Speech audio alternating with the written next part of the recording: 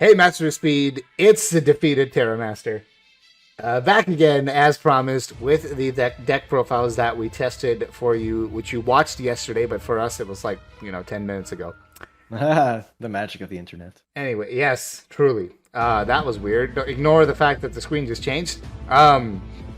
So yeah, we're going to talk about the losing deck first. This is what I had for UFO-roid Turbo. I couldn't come up with a cute name for this. Justice, if you have one mid-recording, please let us know. Alright, so obviously the deck runs, which I could not draw in Game 2, 7 copies of immediate access to Blazeman, which is the 3 Blazeman, the 3 Hero Lives, and the 1 Rota.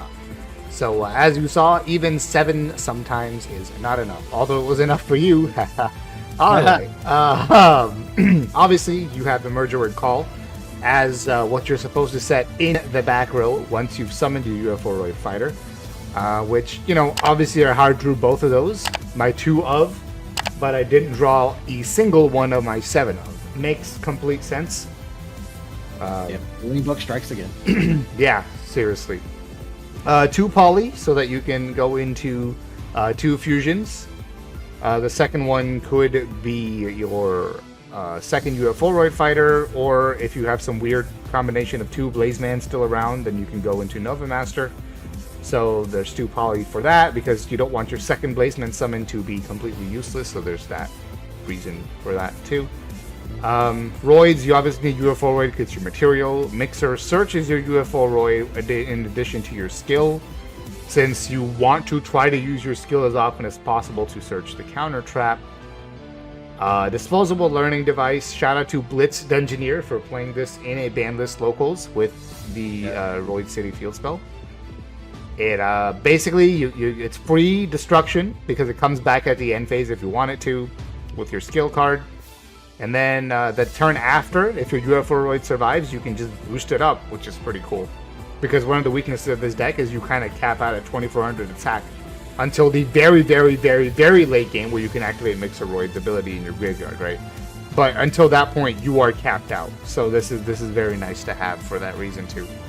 And Duel is just my tech.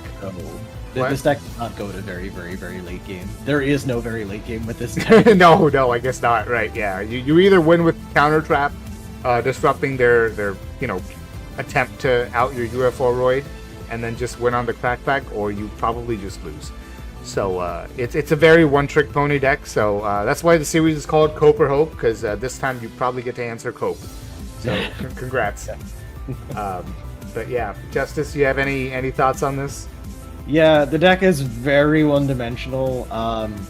It is relatively consistent at setting up its play. Like, don't let that second game fool you. Like, you have enough tools here that you're probably setting up your play most of the time. Yeah. The problem is that play just usually isn't good enough. Like, basically, your Merger Call has to negate the one thing that your opponent absolutely needed, or else they can't play.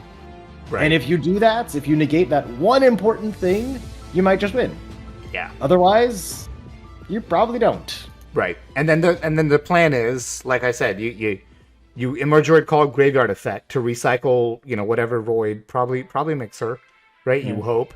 And then that's how you get your 2400 UFO-roid, plus I would probably go for the 1600 Duel-roid, and hopefully you can win the game. But if you can't, then you're kind of in trouble at that point. Yep. So, yeah, I mean, that's... It's a fun concept. Yeah. And obviously just having an Omni-Negate in speed, this is...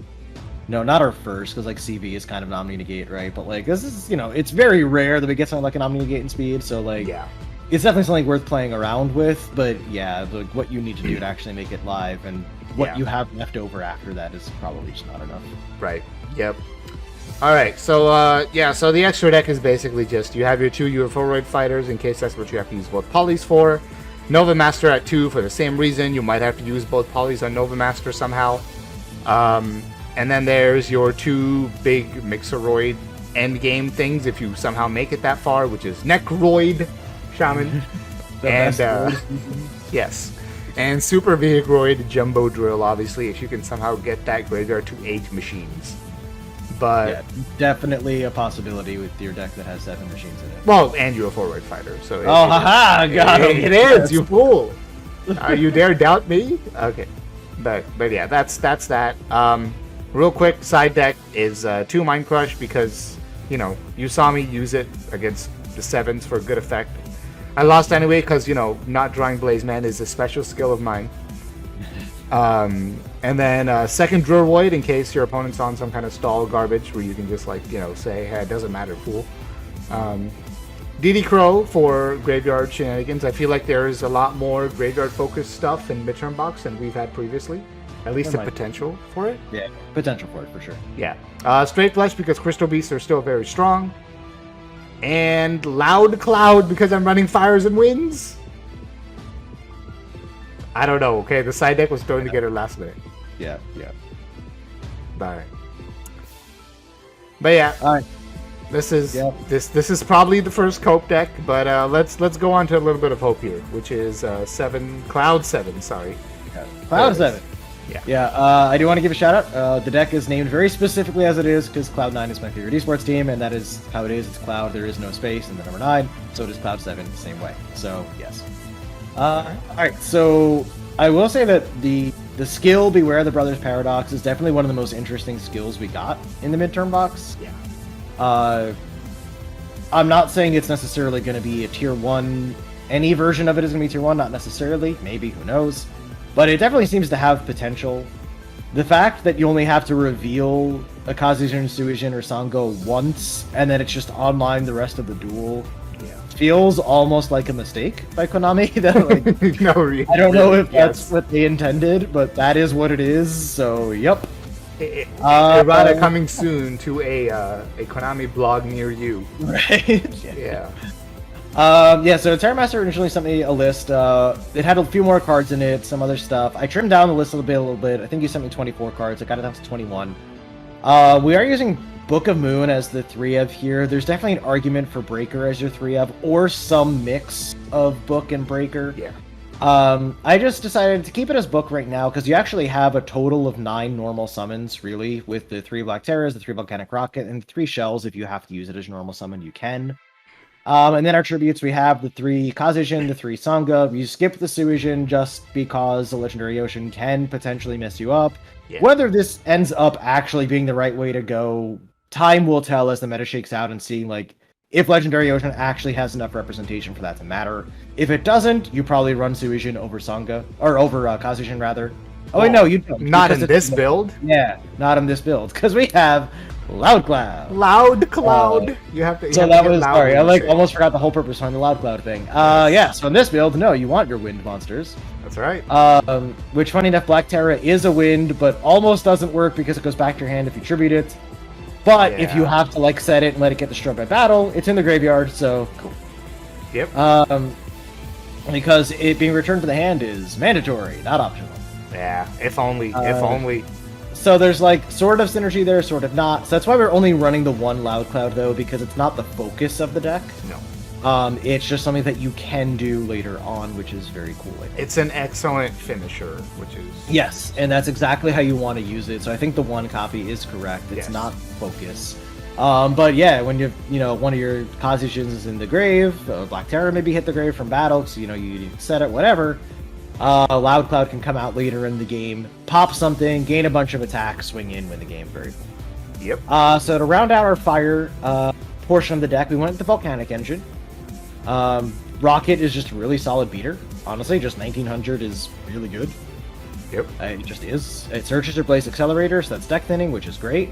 And then we're running the Shells, because the Shells actually serve a lot of purpose in the deck. They're used with the Blaze Excel to pop things, right? When you can't run them over with by battle, or you don't want to, like we saw when you had that the Ufo-roid, I didn't want to run over a battle, so I used the Blaze Excel to pop it. Yep. So it's flexible in that way. Plus the shell replaces itself, you pay the 500 life, you got the other one out of the deck, which also thins the deck, which is good. And it's a normal summon if you need it to be. Like, you can turn 1 normal summon the shell, tribute for your whatever, and then use shell to replace itself, right? So that's actually really cool. And then the other fire we saw, the tech card, the Jirac Spinos. Yes, the card that won the game. Yeah, it just won the game. Because, this thing is just like, alright, I destroy your monster, and then I'm going to attack again and deal you just 2300, just because yep. I can. Yep, and it can keep doing that. every turn Yeah. that they don't stop it. And So- if they don't put a monster in play, okay, then I swing at you for 26 direct. Like, Right. cool. Yeah.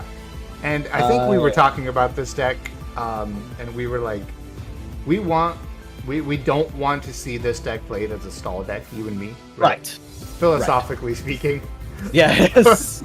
So Yeah. so this is a card that really allows us to avoid that direction and go in the hey man, win the game direction.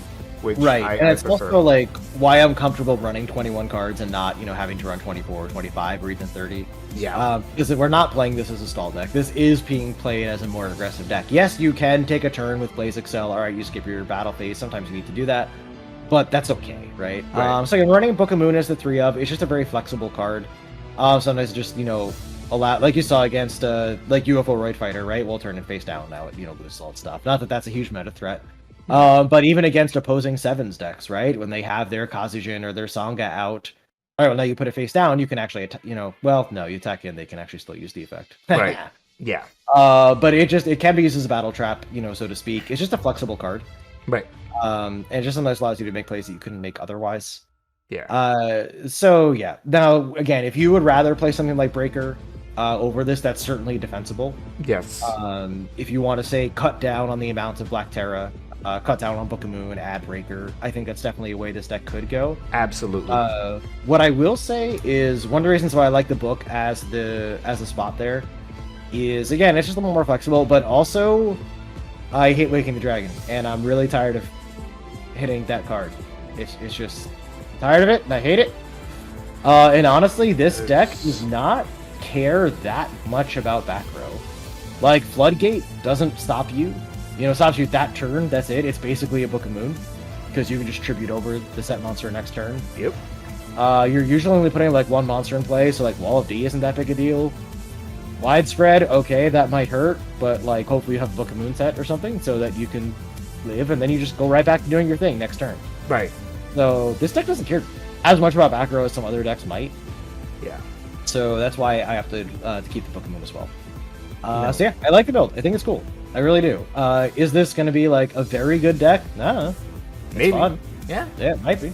And I'm sure this list can be refined further. This is something that you worked on. I'm sure you didn't put in like hours and hours into this list, and like I took just a little bit of time to kind of change it around a little bit and make some of the edits I wanted to make. I don't think this is like the final version of this list. I think you could probably make it better. Maybe you do cut it down to 20. But yeah, I definitely think there's potential in this deck to at least be like a tier 3, maybe better. Yeah. No, there absolutely is.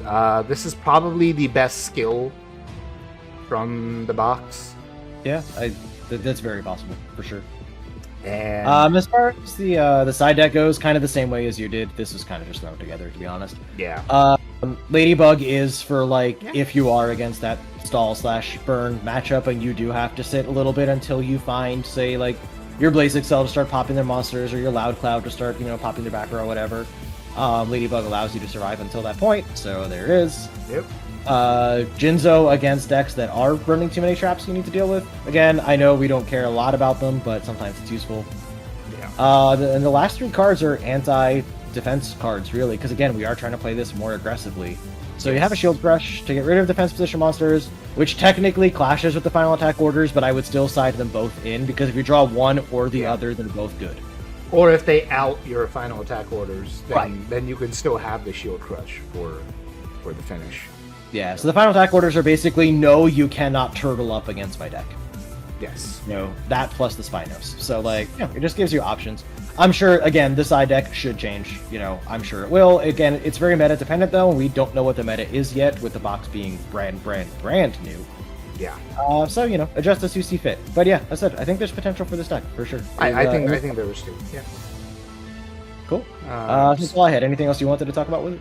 No, I'm just happy to see Loud Cloud. I remember I did have Creature Swap in there, and that's the only thing I would say is Creature Swap serves the one additional purpose of getting that Black Terra engraved. Because you give it to your opponent, and then you get it in the graveyard. So Right. Yeah, Swap was one of my cuts. I could definitely see it being in there, though. And actually, very specifically for that reason, it is a way of getting the Terra into the grave if you want to do that. So I could see one swap in here. So It's just, it has the potential to brick. So that's kind of why I took it out. I tried to It does. streamline it, but yeah, I could see it. I could see it. yeah. But Yeah, that's it. I don't really got anything else. So it's a solid. It's definitely a solid deck that has a lot of. This is definitely hope. So Yeah, I agree.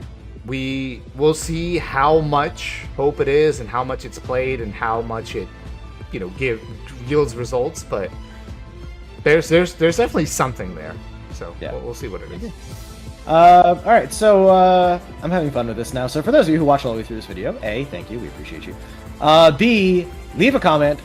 Do tell us for UFO-roid. A, give us a better name for the deck. But B, tell us whether you think it's cope or hope, and maybe you think there's hope there, and there's just a better way to build it than what we have here. Yeah. So put that, and then give us for Cloud 7 as well. Tell us cope or hope. So I want both the decks and cope or hope. Tell us in the comments below what you think. And if there's any changes you would want to see made to these deck lists. So that is going to do it for us for this video. So until next time, as always, my friends, be good to yourselves, be good to each other, good luck in all of your games, and we will see you soon.